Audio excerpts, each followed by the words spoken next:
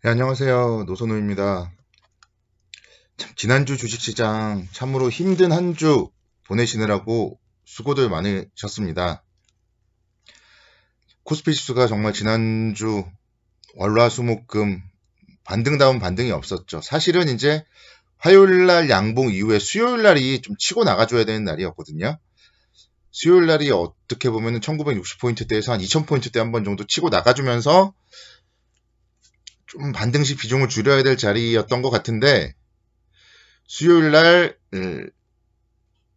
갭상승도 제대로 하지 못한 채 흘러내려버렸고, 목요일날 만기일 또 개파락 출발 이후에 만기일이다 보니까 변동성을 상당히 키우면서 급락을 해버렸고, 금요일날 이제 패닉이었죠. 목요일날 급락을 했는데 또 새벽에 마감한 미국 시장도 급락을 하다 보니까 상당히 패닉이었는데, 뭐랄까 개인 투자자들의 손절매도 어느 정도 나온 것 같고요.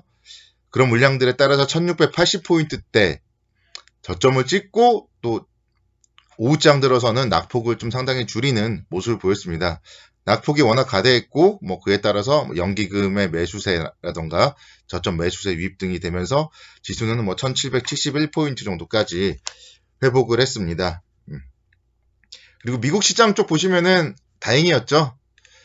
다우지수가 9.36% 정도 상승을 했고요. 나스닥 지수도 9.35% 그리고 S&P 500 지수도 9.29% 정도 상승을 했습니다.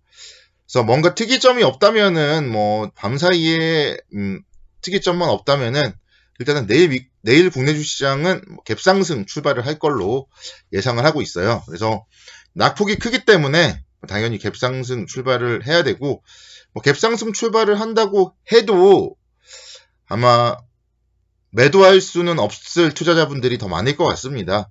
만약에 금요일날 매수를 잘 하셨다거나 목요일날 매수하신 분들도 소폭이라도 좀 수익 구간에 들어올 수 있겠지만 그런 분들이 아니고 정말 고점에 물려있는 분들이라면은 사실 여기서 100포인트가 올라도 1871포인트이기 때문에 그렇게 썩 의미 있는 상승은 아닌 겁니다. 그 개인 투자자분에게는요. 일단은 그렇기 때문에 사실은 좀 지금은 좀 오르기를 좀 바라야 되고 오르기를 좀 기도해야 되는 구간이라고 생각이 되고요. 근데 항상 이제 미국 시장이 갭상승했을 때 우리 시장은 상승 이후에 좀 정강 후약의 모습을 보였던 적이 많았다는 점도 어떻게 보면 또 우려스러운 부분이라고 할 수 있겠습니다. 일단은 지금 그렇지만 각 글로벌 국가들에서 주가 급락에 대한 어느 정도 경기에 대해서 방어하려는 그런 정책 공조 모습은 좀 나타나고 있기 때문에 일단은 기술적 반등은 어느 정도는 좀 나올 거다. 그렇게 생각을 하고 있습니다. 계속적으로 경제 지표들도 이미 지금 계속 안 좋게 나오고 있어요. 중국의 수출 실적도 2월 달의 경우에 전년 동월 대비 17%나 급격하게 위축이 되었고 우리나라도 마찬가지고 좀 지표들은 계속적으로 부진할 거예요. 미국도 그렇고요.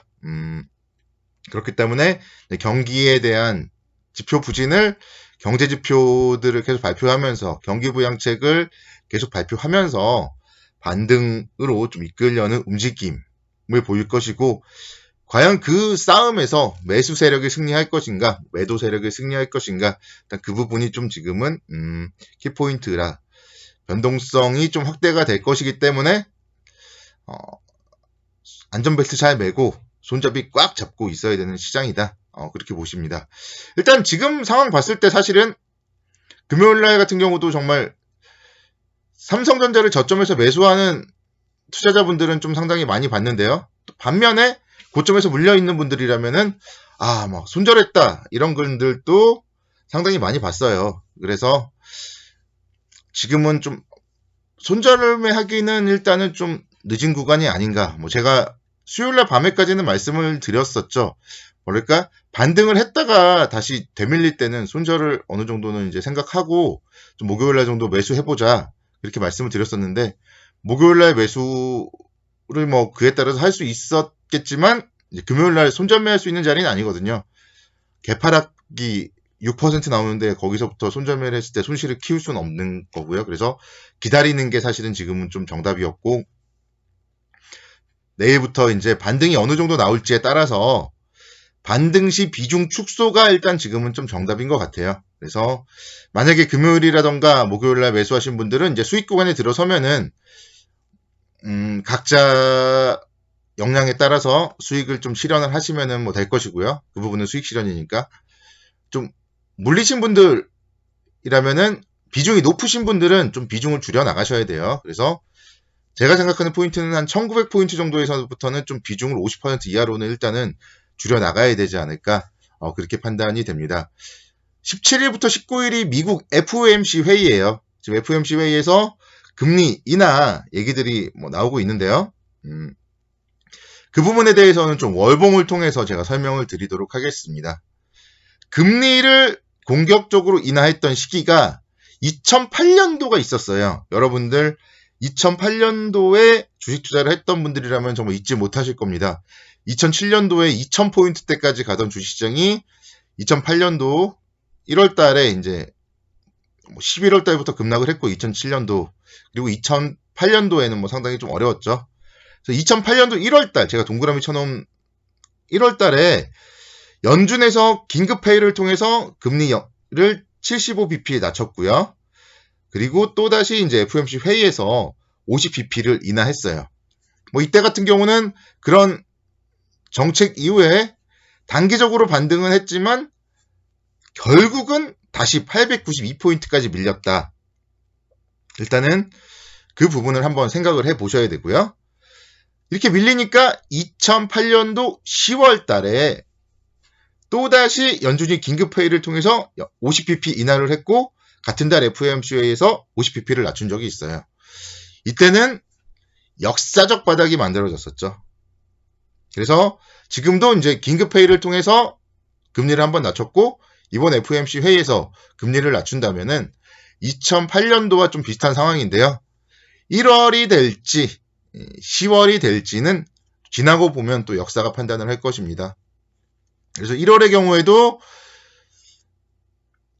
반등은 했지만 엄청나게 밀렸어요. 그래서 일단 향후에 경제 지표들이 좋지 못했을 때는 이렇게 밀릴 수 있다는 그런 점도 약간은 좀 염두를 해둬야 된다. 지금이 바닥이었으면 좋겠지만 약간은 1월 달에 반등 이후에 2, 3, 4월 반등 이후에 다시 급락을 했던 거를 염두를 해둬야 된다.